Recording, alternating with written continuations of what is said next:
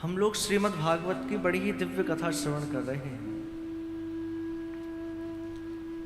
और यह श्रीमद् भागवत साक्षात प्रेम का ग्रंथ है। कोई रसिक नहीं भी है और वो व्यक्ति भी इस श्रीमद् भागवत के सभागार में आकर बैठ जाए, श्रीमद् भागवत को अपने हृदय में उतार ले, तो वह भी परम उपासक बन जाता है। उसके हृदय में भी श्री भागवत जी प्रेम का बीज अंकुरित कर देती हैं। और एक बात कहूं, श्रीमद् भागवत जो है इसमें आप देखिएगा तो श्रीमद् भागवत में सबसे ज्यादा भक्त चरित्र हैं।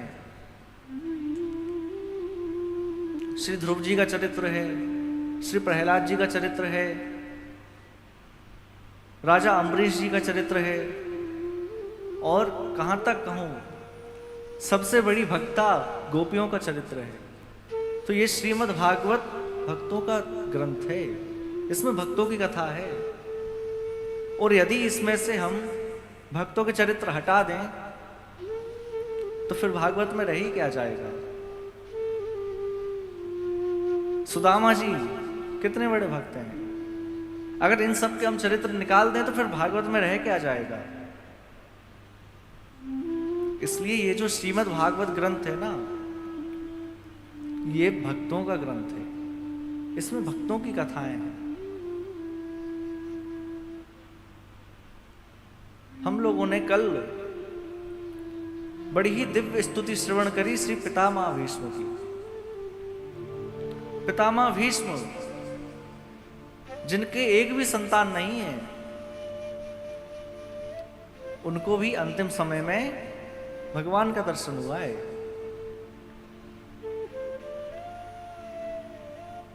उन्होंने अपने संपूर्ण जीवन में भगवान से केवल एक ही बात मांगी है, भगवान आप ऐसी कृपा करना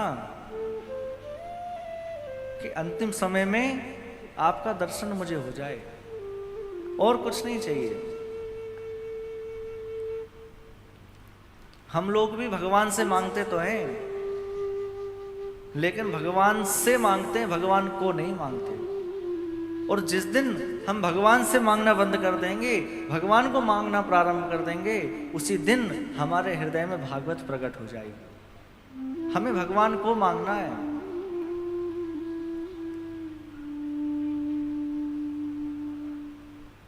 पितामह भीष्म की स्तुति श्रवण की। पितामह भीष्म ने अपनी स्तुति में क्या कहा है? इतिमति रूप कल्पिता वितृष्णा भगवती सात्वत पुंगवे विभुम्नि।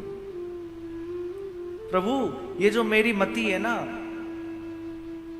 पितामह भीष्म कह रहे हैं ये मेरी मति है, मैं इसका विवाह आपके संग करना चाहता हूं। पहले तो पितामह भीष्म ने कहा कि मेरी एक बेटी है, मैं उसका विवाह आपके संग करना चाहता हूं। भगवान ने सोचा कि आप तो ब्रह्मचारी हैं, आपकी बेटी कहां से आ गई। तब पितामह भीष्म कह रहे हैं कि इस संसार में जितने भी प्राणी हैं, जितने भी मनुष्य हैं ना, सबकी एक बेटी अवश्य है। कौन सी? ये मति, हमारी बुद्धि, हमारा मन। अच्छा, इसको बेटी क्यों कहा?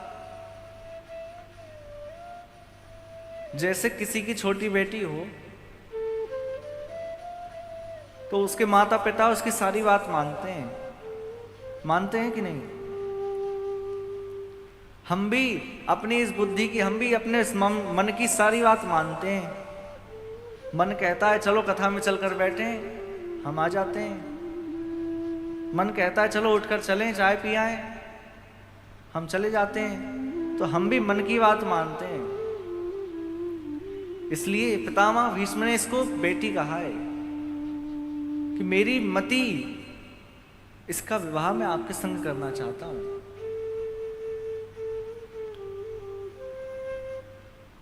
और हम लोगों का भी यही कर्तव्य है हम लोगों का भी यही कर्तव्य होना चाहिए कि समय आने पर हम भी अपनी इस मति रूपी बेटी का विवाह भगवान के चरणों में कर दें। हमारा भी यही कर्तव्य होना चाहिए। पितामह भीष्म को इच्छा मृत्यु का वरदान था। जब तक उनकी इच्छा नहीं होगी मृत्यु नहीं हो सकती। इच्छा मृत्यु का वरदान मिला था पितामह भीष्म को। तो इच्छा मृत्यु का वरदान पाकर पितामह भीष्म ने अंतिम समय में भगवान का दर्शन किया। मान लीजिए हम आप लोगों के पास इच्छा मृत्यु का वरदान आ जाए, हमसे कहें कि जब आपकी इच्छा होगी तब मृत्यु होगी, तो पहली बात तो आप लोग ये बताओ, कोई इच्छा करेगा मरने की? कोई इच्छा ही नहीं करेगा। दूसरी बात, यदि मान लो इसमें नियम लग जाए कि नहीं आपको मरना तो पड़ेगा लेकिन आपकी इच्छा से मरेंगे, तो प्रत्येक व्यक्ति ये सोचेगा कि कम से कम 100 वर्ष तो मैं जी लूं, उसके बाद सोचूंगा मरने की। और फिर भी कैसे? ये बात बहुत कम लोग सोचेंगे कि हमें भगवान का दर्शन करते करते मरें। कोई सोचेगा हम स्वस्थ रहें, हमारे जब प्राण निकले जब हम स्वस्थ रहें। कोई सोचेगा कि जब हमारे प्राण निकले तो हमारे घर वाले सब हमारे पास रहें। लेकिन ये कोई नहीं सोचेगा कि जब हमारे प्राण निकले तो भगवान हमारे सामने खड़े रहें। भगवान से एक बात मांगा करें। हम लोग भगवान से खूब मांगते हैं, अपने जीवन भर मांगते हैं, लेकिन क्या मांगते हैं? प्रभु हमारे घर में संपत्ति आ जाए, हमारे घर में खूब धन धान्य आ जाए, खूब समृद्धि सुख आ जाए। लेकिन मैं आपसे कहता हूं कि आप भगवान से कुछ मत मांगो। जब भी भगवान से मांगना हो ना, एक ही वस्तु मांगना, प्रभु हमें कुछ नहीं चाहिए, क्योंकि सुख आनंद सुख ऐश्वर्य धन धान ये सब तो हमारे कर्मों से भी हमें मिल जाएगा, लेकिन आप हमें हमारे कर्मों से नहीं मिलेंगे, आप तो आपकी कृपा से ही मिलेंगे। इसलिए प्रभु हमें कुछ नहीं चाहिए, बस आप ऐसी कृपा कर देना कि जब हमारा अंतिम समय आए ना, तब आप 1 सेकंड के लिए हमारे सामने आके खड़े हो जाना। पूरे जीवन मांगे। और जब हम किसी व्यक्ति से बार बार कुछ मांगते हैं तो सामने वाला व्यक्ति भी कह देता है चलो ठीक है मैंने तुमको दिया, अब चुप हो जाओ, मांगो मत। कोई सांसारिक व्यक्ति से हम कोई चीज बार बार मांगे जाकर, तो वो ये कहेगा ठीक है भैया मैंने तुमको ये वस्तु दे दी, कहेगा ना। तो भगवान से यही मांगे, हमें कुछ भी नहीं चाहिए संसार में, आपकी कृपा से सब है हमारे पास, बस अंतिम समय में आपका दर्शन हो जाए, अंतिम समय में आपका नाम हमारी जिह्वा पर आ जाए।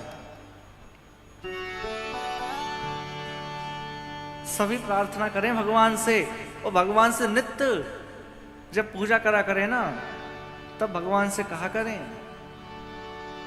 पर भगवान से जब कहेंगे जब हमारा मन पूजा में लगे। हाथों से चलती है भगवान की सेवा, मन हमारा चलता है कारोबार बिजनेस में, दुकान पे, अपने काम धंधे में मन रहता है। लेकिन जब भगवान की पूजा करें तो हाथों से मन से वाणी से तीनों से भगवान में ही लगे रहें। भगवान से क्या कहा करें? इतना तो करना स्वामी, जब प्राण तन से निकले। इतना तो करना स्वामी, जब प्राण तन से निकले। इतना तो करना जब प्राण तन से निकले।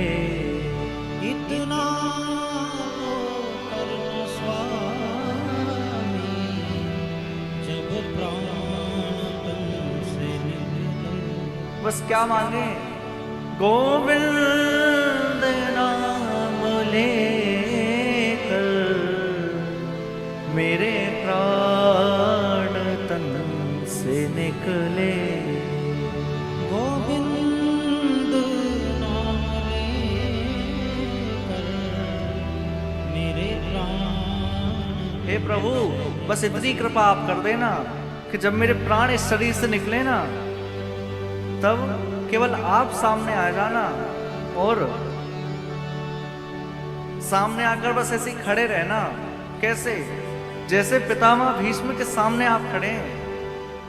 पितामह भीष्म ने कहा कि आप जब तक यहां से मत हटना जब तक मेरे प्राण ना निकल जाए। भगवान ने कहा कि आपको तो इच्छा मृत्यु का वरदान है, अगर आप नहीं चाहेंगे तो 100 साल तक नहीं मरेंगे आप। तो हम क्या 100 साल तक यहीं खड़े रहें? तो पितामह भीष्म कह रहे हैं कि वो कुछ भी हो, लेकिन जब तक मेरा अंतिम समय है आप यहीं खड़े रहें। पास में मृत्यु देवी खड़ी हैं, कह रही हैं प्रभु अब तो आपके शरीर का पूरा रक्त निकल चुका है, पूरा रक्त सूख चुका है।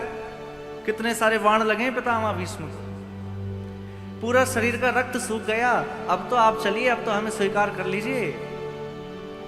पितामह भीष्म कह रहे हैं देखो वो सब तुम्हारी जिम्मेदारी है, तुमको कैसे बचा कर रखना है।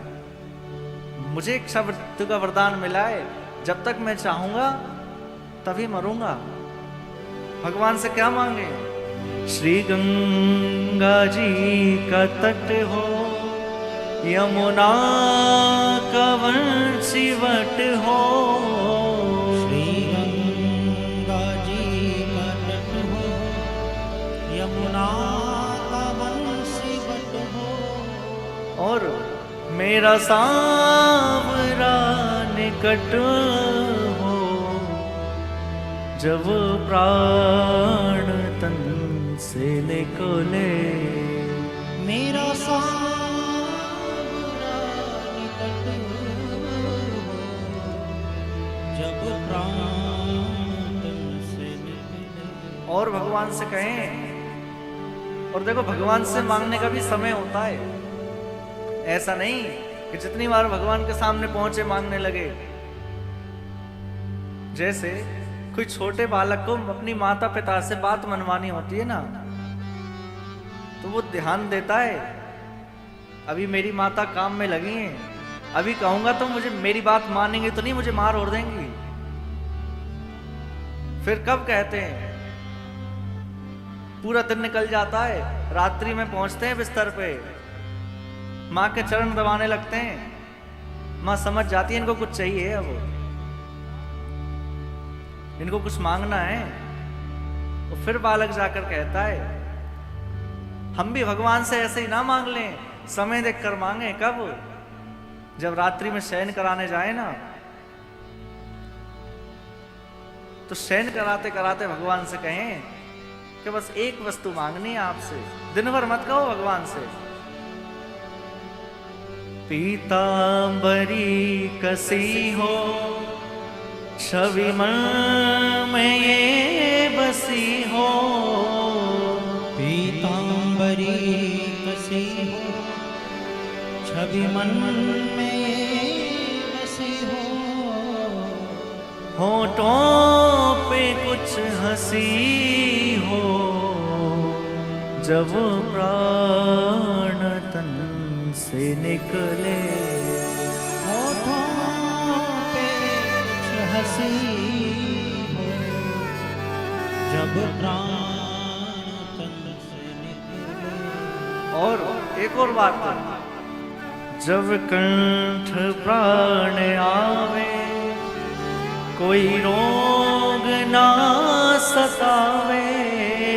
जब कंठ प्राण आवे, कोई रोग ना सताए। जब कंठ प्राण आवे कोई रोग ना सतावे। जब कंठ प्राण आवे कोई रोग ना सतावे। और यम दर्श ना दिखावे जब प्राण तन से निकले। यम दर्श ना दिखावे जब प्राण तन से। भगवान से यही मांगे, इतना तो करना स्वामी जब प्राण तन से निकले।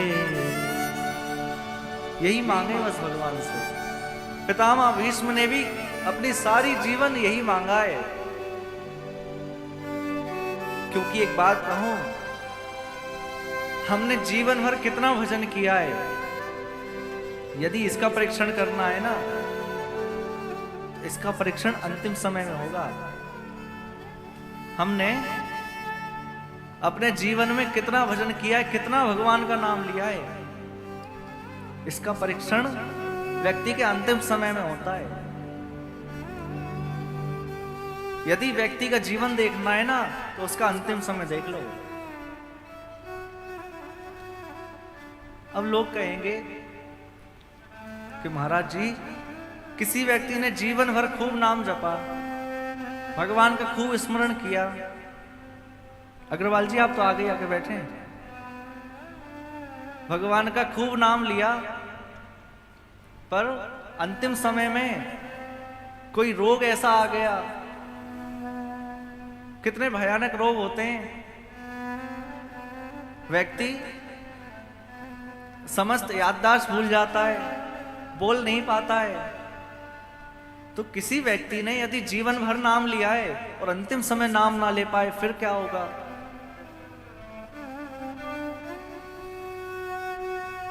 तो शास्त्रों में लिखा है कि किसी व्यक्ति ने यदि जीवन भर भगवान का नाम लिया है ना, तो अंतिम समय में वो भगवान का नाम ले पाए या ना ले पाए, भगवान उसका नाम अवश्य ले लेते हैं, भगवान उसको याद कर लेते हैं। इसलिए ये चिंता मत करो कि हमने जीवन भर खूब नाम लिया लेकिन अंतिम समय में नहीं ले पाए। अंत समय में भगवान हमें याद कर लेंगे। और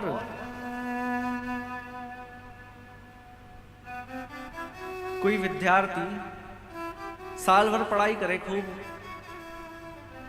पर परीक्षा में उसके अंक कम आए या फेल हो जाए, तो क्या वो यह कह सकता है कि नहीं, मैंने तो खूब जीवन भर पढ़ाई करी है? उसको तो पुनः फिर से परीक्षा देनी पड़ेगी ना। और कोई व्यक्ति मान लीजिए जीवन भर ना पढ़ पाया और अंतिम समय में उसने मेहनत करके पढ़ लिया और वो अच्छे नंबरों से पास हो गया, तो क्या उसका साल भर देखा जाएगा? नहीं। इसी प्रकार हमारा जीवन है। हमने जीवन भर क्या किया है वो महत्वपूर्ण नहीं है, हमने अंतिम समय में भगवान को पाया या नहीं, यह महत्वपूर्ण है। और एक बात कहूं, मुक्ति और भक्ति में क्या अंतर है? श्री परीक्षित जी मुक्ति के लिए बैठे हैं गंगा जी के तट पर जाकर, तो मुक्ति में और भक्ति में अंतर क्या है? मरने के बाद भगवान मिले उसको मुक्ति कहते हैं, पर जीते जी भगवान मिल जाए उसको भक्ति कहते हैं। जीते जी हमें भगवान मिल जाए। बड़ी सुंदर स्तुति है पितामह भीष्म की। परीक्षित जी गंगा जी के तट पर आकर बैठ गए। श्री सुखदेव जी बैठे हैं। सुखदेव जी से प्रश्न किया है, प्रभु आप केवल हमें यह बता दीजिए कि म्रियमाण व्यक्ति को करना क्या चाहिए, मरने वाले व्यक्ति को क्या करना चाहिए?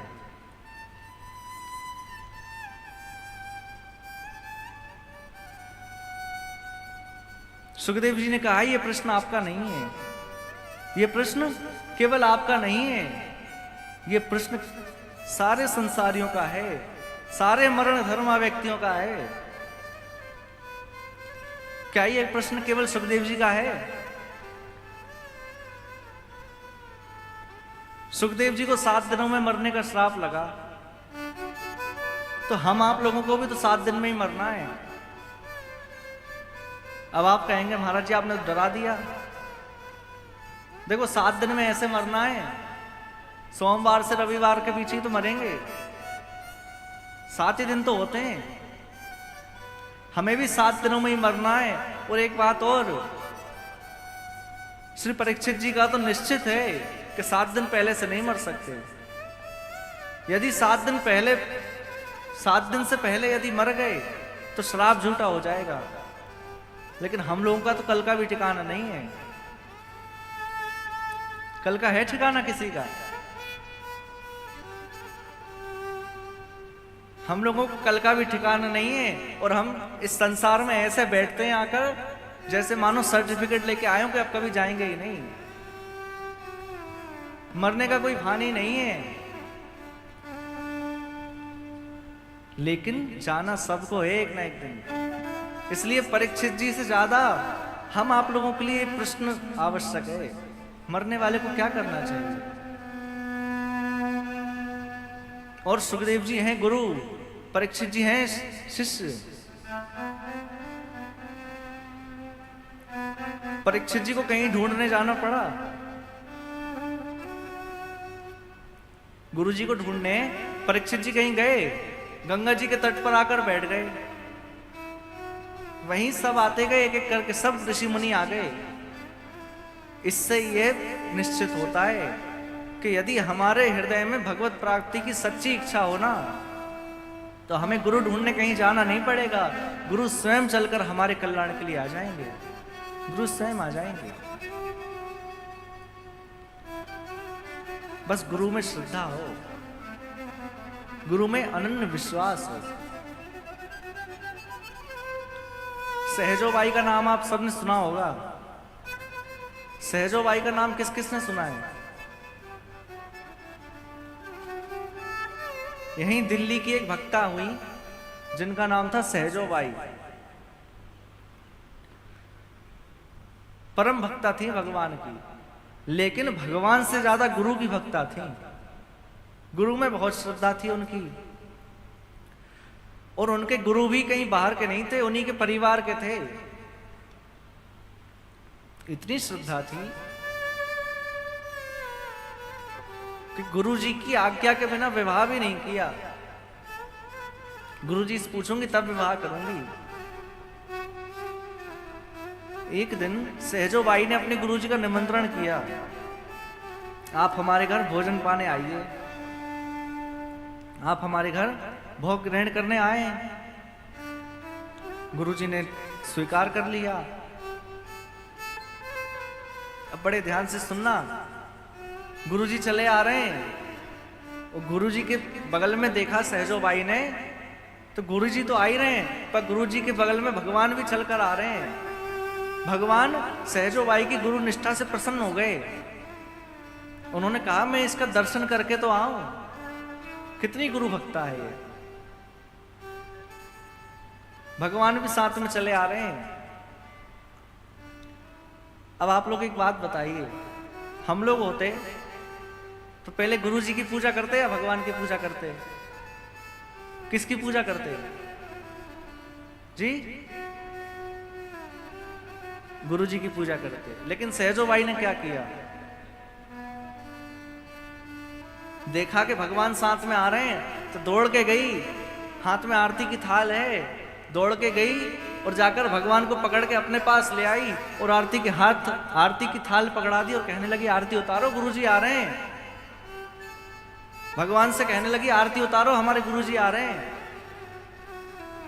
भगवान कह रहे हैं अरे सहजोबाई, मैं भगवान हूं, तुम मुझसे आरती उतरवा रही हो। अरे मैंने तुम्हें ये शरीर प्रदान किया, मैंने तुम्हें ये मानव तन प्रदान किया, मैंने तुम्हें ये सारी इंद्रियां प्रदान की, लेकिन तुम मुझसे ही इनकी आरती उतरवा रही हो। उन्होंने क्या कहा, भगवान आपने तो शरीर प्रदान किया है, आपने ये मानव तन प्रदान किया है, लेकिन इस मानव तन को कैसे सदुपयोग में लगाएं ये तो गुरुजी ने बताया है। अरे तन तो सबको मिला है, लेकिन सब थोड़ी भगवान की भक्ति कर रहे हैं। इस तन का कैसे सदुपयोग करना है ये तो गुरुजी ने बताया है ना। चलिए आरती उतारिए मेरे संग। तो भगवान गुरुजी की आरती उतार रहे हैं। ये होती है गुरु निष्ठा।